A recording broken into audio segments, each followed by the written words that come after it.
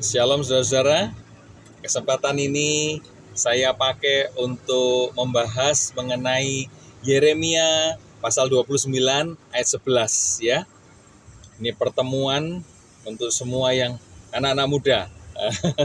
Termasuk ada yang berjiwa muda ya, bisa join di sini. Saya sedang ada di kota Den Haag ya, di Belanda. Latar belakang ini adalah apartemen, ini ada di dalam halaman parkir. Ini adalah gedung di mana saya belajar bahasa ya, saya kursus bahasa Belanda. Di Yeremia 29 ayat 11 disebutkan, sebab aku ini mengetahui rancangan-rancangan apa yang ada padaku mengenai kamu. Demikianlah firman Tuhan, yaitu rancangan damai sejahtera dan bukan rancangan kecelakaan untuk memberikan kepadamu hari depan yang penuh harapan. Ya, oke. Itu di terjemahan ini ya, TB ya, tahun 1974 ya. Kemudian AYT ya. Sebab aku mengetahui rencana-rencana yang aku miliki bagi kamu, firman Tuhan, rencana untuk kesejahteraan dan bukan kemalanganmu, untuk memberimu masa depan dan pengharapan ya. Terjemahan yang lain, karena aku ini amat mengetahui akan segala maksud yang kutaruh akan kamu. Demikianlah firman Tuhan yang dimaksud akan hal selamat dan bukan yang jadi selamat ya, dan bukan akan barang sesuatu yang jahat, supaya pada akhirnya aku mengaruniakan kepadamu barang yang kamu harap itu.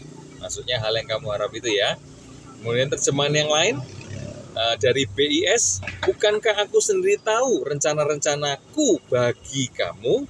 Rencana-rencana itu bukan untuk mencelakakan kamu, tapi untuk kesejahteraanmu, ya, kesejahteraanmu, dan untuk memberikan kepadamu masa depan yang penuh harapan. Ya. Kemudian yang terakhir nih ya, karena aku tahu dari Shelaber ya, karena aku tahu rancangan-rancangan apa yang kubuat mengenai kamu. Demikianlah firman Allah, yaitu rancangan kesejahteraan, bukan malapetaka, untuk mengaruniakan kepadamu masa depan dan harapan. Ya, nanti bisa cek sendiri. Ini adalah ayat-ayat yang paralel ya, dalam beberapa terjemahan. Oke, saudara-saudara yang masih muda, dalam pertemuan seperti ini adalah sesuatu yang luar biasa. Anak-anak muda berkumpul bersama-sama. Kenapa demikian? Karena pada saat kita masih muda, itu adalah saat yang paling tepat kalau kita datang kepada Kristus. Karena itu, kesempatan seperti ini, ingat awalnya adalah, kalau saudara-saudara adalah sebagai seorang yang beragama Kristen, itu bukan menentukan saudara pasti selamat masuk surga. Gitu ya. Jadi, loh kok kenapa begitu? Iya, maka itu semua tanggung jawabnya sendiri-sendiri. Gitu ya, tanggung jawab sendiri. Jadi apa yang dipentingkan? Yang dipentingkan adalah buka hati kita, terima Yesus Tuhan itu sebagai Tuanmu dan juru selamatmu pribadi. Ya. Lalu dari situ start belajar sama-sama untuk dipimpin menjadi murid. Jadi sekarang yang muda-muda sudah harus belajar begitu ya. Masing-masing belajar untuk menjadi murid Kristus. Maka itu kesempatan ini ya, walaupun nanti cuma 1 jam ini dalam pertemuan pendek ya, bukan panjang. Yang penting adalah terjadi jalinan komunikasi. Walaupun berjauhan, ada yang sudah di luar Situbondo ya, bukan cuma Situbondo. Jadi ada yang sudah sampai di kota besar di Jawa, atau sudah nyebrang di pulau-pulau lain, mau yang di Bali, Denpasar kayak, mau mungkin ada yang di Sumatera, Kalimantan, Sulawesi, mungkin ada yang di Papua, mungkin ikut orang tuanya ya. Atau yang mungkin sudah sekolah di luar negeri, yang seperti anak saya ada di Taiwan ya.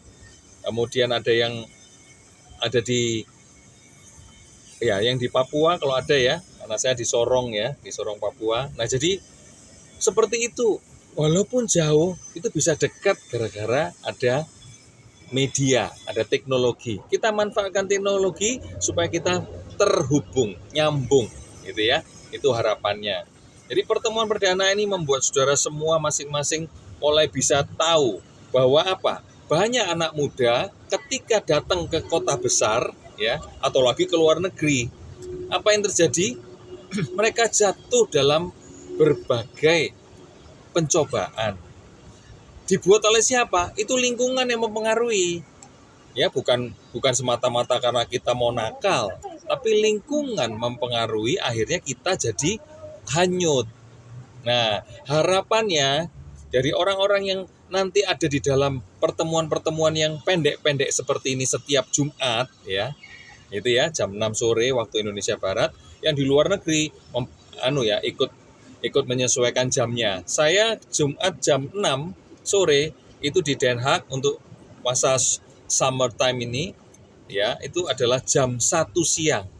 Jadi makanya saya membuat rekaman sehingga saya tetap bisa hadir tapi ada di dalam jam kerja, sehingga maka itu kita semua bentuknya tim pelayanan ini, bukan oleh individual, ya, dalam bentuk tim supaya bisa saling mengcover, saling nutupi. Wah, ini pas kesempatannya tidak ada dan sebagainya, ya. Maka itu setelah Kristus ada di dalam hidup kita, kita menapaki kehidupan kita, ya, melangkah bersama dengan Dia, itu di dalam penuh harapan. Makanya disebutkan seperti itu. Jadi rancangannya itu adalah rancangan yang damai sejahtera, bukan kecelakaan. Pak, katanya atau bukan kecelakaan, tapi saya mengalami penderitaan, Pak. Apa? Macam-macam. Tahu nggak? Kalau begitu sudah masuk ke kota besar, kalau di kota besar itu tidak ada keluarga, kan harus kos. Begitu kos, teman-teman kos itu kan nakal. Jadi bukan semua nakal. Mayoritas, kalau kita tidak bisa membawa diri, kita tidak terlatih, ya, kita nggak pernah dilatih pas di kota asal kita nggak pernah dilatih untuk bagaimana bisa mandiri. Akhirnya kan lihat kiri, lihat kanan, lihat teman sekamar. Teman sekamarnya ya pas kalau baik. Kalau teman sekamarnya malah dari kota asalnya dia sudah konsumsi narkoba, kita malah jadi ikut konsumsi narkoba. Begitu ya. Saya bukan nakut-nakuti. Begitu masuk kota besar, ada beberapa anak muda itu jatuh di dalam free sex. Mereka semula nggak ngerti. Deket dengan cowok, deket dengan cewek, terus tiba-tiba melakukan hubungan, ya. Sehingga ini harusnya jangan tabu di dalam pertemuan-pertemuan kita seperti ini nanti ke depan, ya, setiap Jumat jam 6 setiap Jumat, ya. Walaupun mungkin awalnya 1 jam. Kalau nanti ngobrolnya bagus, ingat ya, tema-temanya kita akan bahas tema-tema seputar pergaulan anak-anak muda. Tema-temanya seputar tentang drugs, ya, narkoba. Kita harus tahu. Kalau tidak, saudara tidak tahu bahwa temanmu yang satu asrama atau satu kos yang di ujung sana, ternyata dia pemakai narkoba. Lalu apa yang harus kita lakukan kalau terjadi seperti itu? Jadi kita melakukan apa? Nanti Tuhan memberikan hikmat apa? Kalau engkau menjadikan Yesus sebagai Tuanmu, kita tanya sama Tuhan kita, bos, aku harus apa? Menjauh. Kita bisa pindah kosnya, nggak mau di daerah itu. Paham ya? Nah, itu langkah-langkah menjauh dari pengaruh-pengaruh buruk. Akhirnya kita tidak perlu harus kena narkoba misalnya. Termasuk pergaulan bebas misalnya, ya. Tapi yang lebih serem lagi apa kalau di kota besar, ya? Itu pertama, kalau ngomong pergaulan bebas, itu biasanya ada tempat-tempat kumpulnya. Ya, ada tempat kumpulnya apa? Biasanya di klub-klub malam gitu, ya, tempat kumpulnya. Di diskotik atau night club atau karaoke dan sebagainya. Kemudian yang berikutnya ada lagi penjualan manusia. Ngomongnya kok manusia dijual. Bahasa Inggrisnya human trafficking. Human trafficking itu apa? Ya, kita bisa dieksploitasi, disuruh melayani tamu-tamu, customer, jadi pelacur. Loh, apa itu? Dijual, saudara-saudara. Ya, seperti itu. Lalu bagaimana cara mengantisipasinya? Maka itu berkomunitas. Saya mengajak saudara-saudara, mungkin kali ini pertemuannya singkat, saya pun nyampaikannya singkat. Tapi ayo, pertemuan di depan itu bukan cuma membahas yang rohani, tapi pertemuan di depan bisa belajar tentang bagaimana program studi yang saya mau ambil, ya. Fakultas mana ya? Saya harus ambil apa ya? Kalau yang SMA mungkin aku ambil yang IPA atau fisika atau biologi, saya nggak ngerti yang sekarang istilahnya apa. Dulu zaman saya itu A1, A2, A3 misalnya, ada A4. Seperti itu, saudara-saudara. Jadi saya punya beberapa teman saudara-saudara yang sekarang sudah jadi dosen, jadi guru ya. Saya akan undang mereka, saya akan bawa mereka sama-sama untuk menyampaikan apa yang mereka dapat selama mereka ada di dalam dunia pendidikan. Saya juga ada di Belanda, maka saya juga akan bisa memberikan informasi bagaimana sih kalau ada di sini. Ada beberapa saya dengar ada yang di Taiwan ya. Kemudian ada yang beberapa ada di Amerika. Nah, saya punya koneksi jaringan itu internasional. Maka itu saya berharap pertemuan ini tidak membosankan karena apa? Pertemuan ini jadi informasi, kumpul. Nanti saya siapkan hotline-nya ya, supaya bisa tanya bagaimana. Nanti ada informasi apa yang dibutuhkan dan sebagainya. Mau konsultasi bagaimana? Nah, kita akan siapkan itu ya, pelan-pelan ya. Nanti dengan Bu Marta, dengan saudara Brur Kefas, dengan Sis Grace ya, dengan Sis Arin, itu akan sama-sama bersama-sama bergerak begitu ya. Jadi di sini ada juga Bu Santi. Jadi kita semua sama-sama bergerak untuk apa? Supaya bisa ada informasi yang segar yang disampaikan. Kebutuhannya apa? Tahu, ada jawabannya. Apa yang perlu diperlukan? Ada solusinya. Seperti itu ya. Jadi kumpul, kalau nggak bisa, ya nggak perlu kumpul, Zoom, karena itu live. Cukup pantau apa, yang Jumat ini renungannya tentang apa. Cukup dipantau lewat itu, supaya apa? Saudara-saudara kalau nggak bisa kumpul, ya nggak apa-apa. Tapi kalau bisa kumpul, kenapa? Untuk apa? Datang untuk memberkati, lewat apa? Sharing saudara. Walaupun sharingnya mungkin pendek, cuma 1 menit. Tapi saudara cerita, wah saya bersyukur ya, sudah sampai di kota ini, saya tiba-tiba dapat berkat. Kenapa? Saya ketemu orang-orang yang baik. Ternyata saya ketemu orang-orang yang percaya Kristus. Nah, itu jadi bagus kan? Misalnya begitu ya.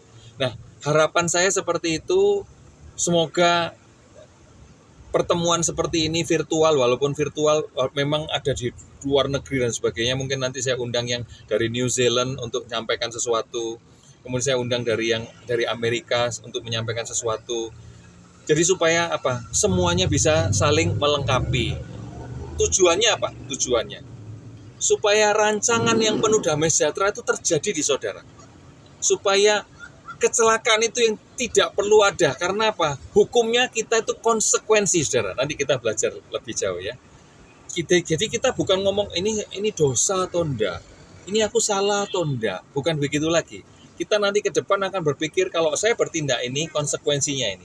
Kalau saya bertindak ini, konsekuensinya ini. Jadi kita tahu bahwa apa saja yang kita lakukan itu ada konsekuensi. Maka itu, saudara, saya nggak akan berkata, oh, kamu salah, kamu begini, kamu salah jalan, apa. Enggak. Kalau kamu ambil jalan yang itu, maka konsekuensinya itu. Nah, sehingga harapan saya lewat pertemuan pertama ini, saudara-saudara bisa jadi terbuka. Oh iya, kalau gitu mari semuanya bisa nyambung. Ya, baik dari kota asal maupun kota tujuan. Di kota-kota yang sekarang mungkin ada beberapa alumni ya, yang sudah ada di mana-mana. Alumni dari situ Bondo ya. Nah, itu bisa tetap nyambung dengan rumah. Ya. Oke. Semoga ini bisa membangkitkan saudara untuk punya pengharapan. Ajak saudara-saudaramu alumni-alumni yang lain. Kalau yang sekarang ini ada kan ada berapa nih? 10 yang ada yang akan berangkat keluar kota. Tapi yang lainnya ajak untuk kumpul. Nggak bisa nggak apa-apa. Jumatnya lah depan lagi. Nggak bisa Jumatnya depan lagi dan seterusnya. Begitu? Oke ya. Tuhan Yesus memberkati.